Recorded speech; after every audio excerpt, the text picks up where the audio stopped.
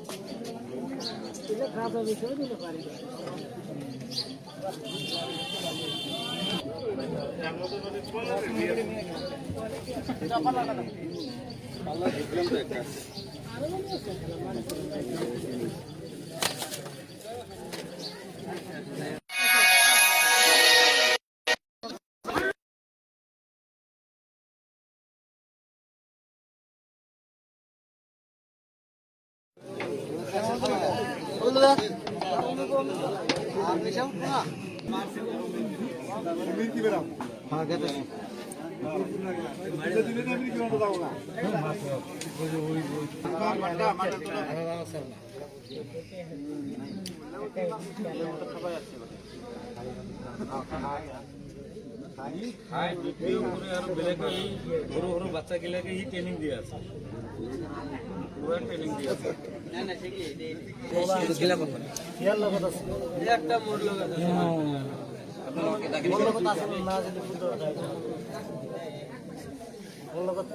মোৰ কাম আৰম্ভ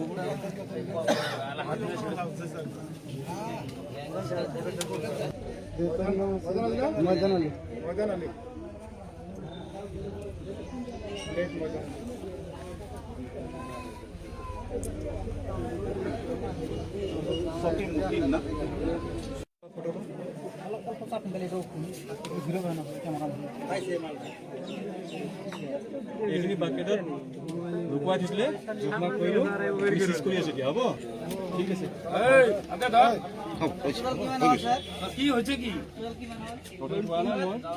আজি ৰাতিপুৱা অনুমানিক 9টা 9:30 বজাত এই ল'ৰাটো ৰামপুৰৰ পৰা আহিছে ইয়াতে এইটো ঘৰত যোনটো ঘৰত গাঁজাখিনি মানে আমি উদ্ধাৰ কৰিলোঁ সেইটো ঘৰত আজি প্ৰায় 10 বছৰমান হ'ল এনেকুৱা গাঁজাৰ বিজনেছ কৰি আছে আমি বহুতবাৰ সিহঁতক ৰিকুৱেষ্ট কৰিছোঁ কৰাৰ পিছতো সিহঁতে মানে বহুত বেয়া ভাষাৰে গালি গালাজ পাৰে আমাক আজি হঠাৎ কৰি সেই ল'ৰাটো এইটো ঘৰত গাঁজা কিনিব আহিছে অহাৰ পিছত সিহঁতৰ মাজত কি না কি হৈছে আমি নাজানো পিছত ল'ৰাটোক মাৰছে মাৰাৰ পিছত ৰাস্তাত পেলাই থৈছে পিছত আমি আহিলোঁ আহি এনে সোধা পোছা কৰাৰ পিছত সিহঁতে কয় যে সেইটো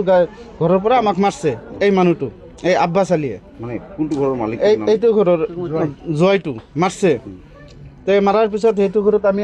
আহিলোঁ আমাৰ গোটেই গাঁৱৰ মানুহবিলাক আহিলোঁ আহি এনে ক'লোঁ কোৱাৰ পিছত সিহঁতে আমাক মানে এটাক কৰাৰ মানে এটা ভাৱ লয় তাৰপিছত আৰু মানুহ যেতিয়া বহুত আহি গ'ল আমি থানাত ফোন কৰিলোঁ আমি অচি ছাৰক ফোন কৰিছোঁ আমি নিজে ফোন কৰি কথাখিনি ছাৰক জনালোঁ যে ছাৰ এনে ঘটনা হৈ আছে আপুনি কিবা এটা ব্যৱস্থা লওক আৰু কি তে ঠিকে আছে ছাৰে আমাক কৈছে যে ঠিকে আছে তুমি অলপ ৰখি থাকা তাতে আমি ফৌজ পঠাই দি আছোঁ তাৰপিছত ছাৰে আহিল অহাৰ পিছত ঘৰখিনি চেক কৰাৰ পিছত গোটেইখিনি গাঞ্জা এই চকুমুদ্দিৰ ঘৰৰ পৰা ওলাল গাঞ্জা কিমান কিলোমান হ'ব অনুমানিক 3 কেজিৰ পৰা 3.5 কেজিমান হ'ব এইখিনি গাঞ্জা আৰু ড্ৰাগছো বিজনেছ কৰে সিহঁতে ড্ৰাগছখিনি আমি পোৱা নাই আমি অহাৰ আগতে সিহঁতে আঁতৰাই দিছে চিৰিঞ্জবিলাক পোৱা গৈছে সিহঁতৰ ওচৰত আমাৰ গাঁৱটো হ'ল আচলতে বহুদিন হ'ল এই গাঁৱত মানে এনেকুৱা গাজাৰ বেহা চলাই থাকে আমি বহুত ৰিকুৱেষ্ট কৰিছিলোঁ সিহঁতক যে আপোনালোকে এনেকুৱা কাম নকৰিব আমাৰ নৱপ্ৰজন্মবিলাক মানে শেষ হৈ যাই আছে সিহঁতে নামানে সিহঁতে ৰাতিপুৱা 9টা বজাৰ পৰা আপোনাৰ ৰাতি 12টালৈকে এনেকুৱা এটা ঘৰত মানে 15-20 জন মানুহ সদায় মানে এই গাঞ্জা খাই থাকে আহে বাহিৰৰ পৰা ক'ৰ পৰা বাইক লৈ আহে মাৰুতি লৈ আহি না এটা ঘৰত মানে আড্ডা কৰি থাকে আৰু খাই থাকে আজি প্ৰশাসনক আমি ৰাইজে জব্দ কৰিছোঁ জব্দ কৰি প্ৰশাসনক লৈ আহি আমি হাতে নাতে বস্তুখিনি ভৰাই দিলোঁ